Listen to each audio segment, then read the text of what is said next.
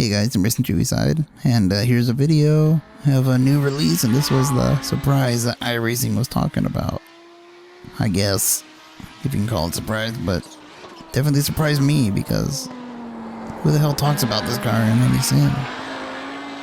It's from the old IMSA days, not the new ones, the old ones with the, I believe this was like late 80s, early 90s car. Tons of power, little grip. All-wheel drive actually is what this car is, and you can see that cursor on screen. I don't know what happened to my recording software, but it kind of threw it in there. But I guess what I'll talk about is I guess how the car drives sounds. You know, I don't know much about the car, but different settings and things you can mess with in the car, and just in general how it is. So we're gonna start with the sounds, so go ahead and listen.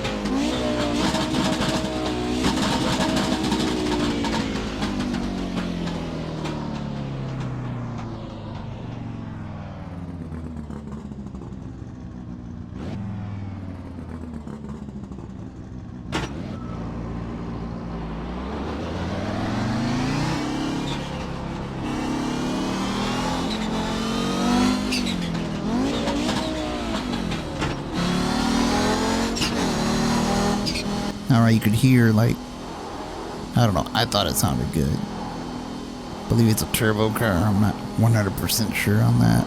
Maybe supercharged, I don't know. No, because it didn't have the whine. So, yeah, it should be a turbo. You know, again, it puts out a lot of horsepower, and you can kind of hear the blow off there. It sounds, I don't know, epic. You'll hear it more later in this clip, but what I'm doing here is, if you look to the right of the screen, right underneath my relative and in-car adjustments, as you see there,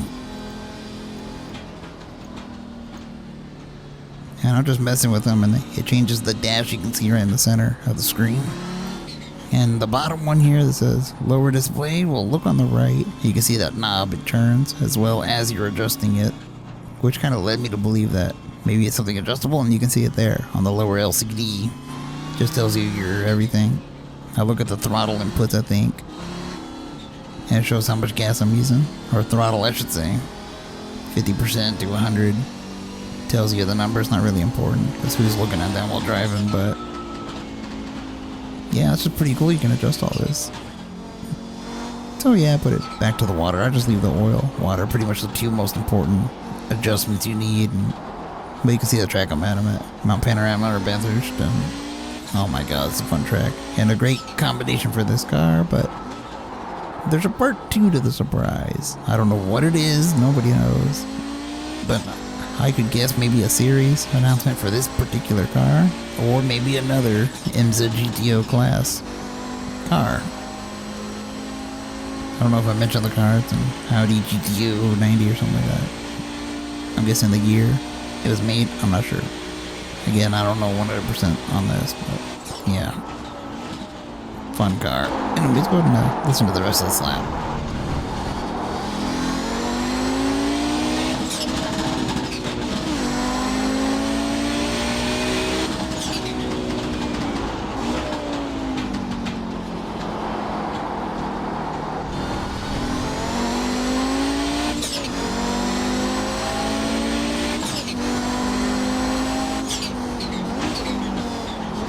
Alright, another thing I'm going to talk about is the garage here. All the adjustments you get. Not very many. It's the typical stuff. The same settings that I showed you in car. You can mess with there in the garage about the LCDs. But everything's pretty basic. You got your aero package, which is standard and high downforce and something like that. iRacing just now released this car today, so it's fairly new to me. Fairly new to a lot of people that never heard of it. At least I haven't. I like IMSA and those kind of like Trans Am and all that, but whatever. And here you can see the center div. Now this is pretty much acts like the torque thingy in Gran Turismo and Forza, I guess, to distribute power to the front and rear wheels since it's an all-wheel drive car. The lowest is 60 and the highest is 85. The higher number, the more rear wheel drive you get. And the lower is more front wheel drive. You can only get those parameters, which is like 40-60, so it's like 60% rearward drive, so yeah. Now, one thing I wish I had in the garage adjustments was like steering ratio, but it's a real twitchy car, but I believe this might have been how the steering was. Think of it a lot like the Stadium Super Trucks. They have a really small steering range, and I believe this is like, I don't know, 4 something? 540? I'm not 100% sure. I can't really calculate that in my head. But you don't get a full rotation to each side, so whatever. Just love the way this car sounds, love the way it looks, love the way it drives. Besides the twitchiness, which could be fixed by like a steering ratio setting, you know, the higher number, the more range you get and less sensitive.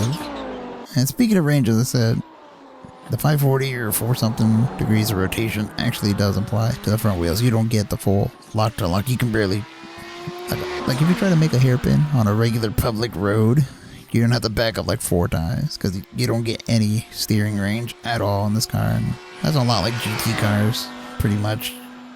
I don't know what the whole reason is behind that, but whatever. God, I love this car. So if you're looking to pick this up, go ahead and try it. It's a pretty fun car. Don't let the whole thing turn you off. And there's another surprise next week, and I'll do a video on that. So anyways, Sim Racing Chewy side. Yeah.